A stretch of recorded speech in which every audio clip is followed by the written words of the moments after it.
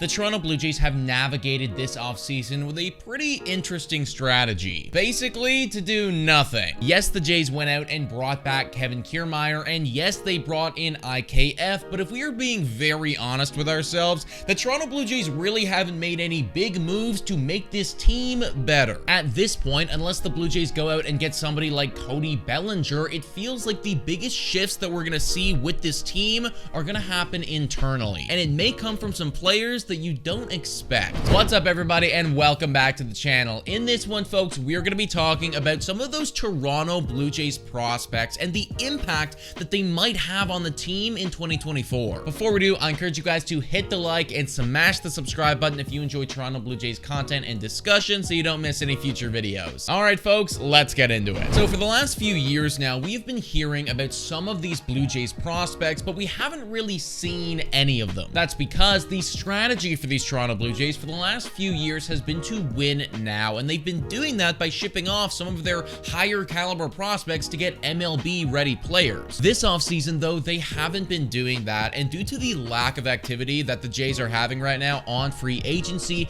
that farm system that the Toronto Blue Jays have, it is more important than ever, and it looks like the team is kind of relying on it for this upcoming year. If we look over at the Jays' top 10 prospects, there's actually something really exciting going on here. First off, there's a pretty good mix of pitchers and hitters here, so that's always a good thing to see. They aren't overloading on one position. But secondly, and most importantly, take a look at some of those ETAs. You got Ricky Tiedemann, 2024, Orelvis Martinez, 2024, Addison Barger, 2023, Leo Jimenez, 2024, Alan Rodin, 2024, and then Zuleta at 2023. That is 6 out of the top 10 Toronto Blue Jays prospects who are all ready to come up either last year or this season, and that is big for the team. It kind of feels like the last really big and impactful player that the Blue Jays grew themselves was Alek Manoah, you know, and I mean, I guess you could argue that Davis Schneider is also that guy, but we still don't really know what we're going to get from him yet. Point being, though, is that the Jays, they haven't really had a whole lot of help internally the last few years, and I think that this is a big reason why a lot of Toronto Blue Jays fans are kind of clamoring right now to go out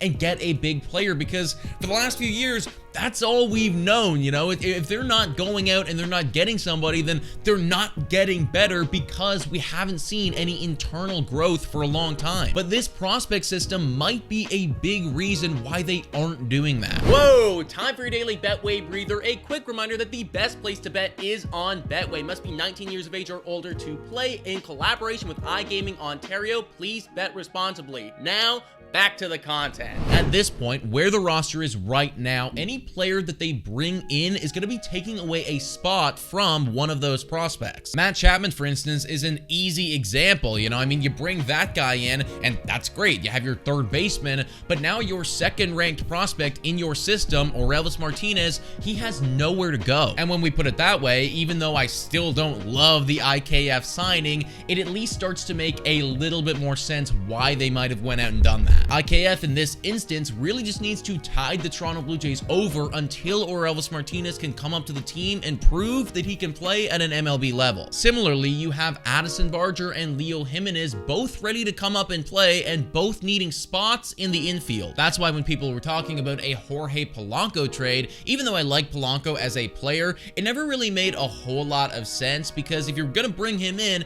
then you also are losing out on a spot for Addison Barger or Leo Jimenez in that infield. And I think the Blue Jays are realizing that, yes, you know, you need to be aggressive, you need to go out, you need to get free agents, you need to make trades, but at the same point, you also don't want to completely sell off your farm system, and you do want to give those kids a chance. I mean, look at the Baltimore Orioles, right? They won over 100 games last year, and their entire squad is basically homegrown. Ross Atkins and the Toronto Blue Jays are clearly trusting their farm system, and for the sake of the 2024 season, I really hope that it works out. But folks, let me know what you think about all this in the comments down below. Thank you so much for watching, and as always, go Jays go!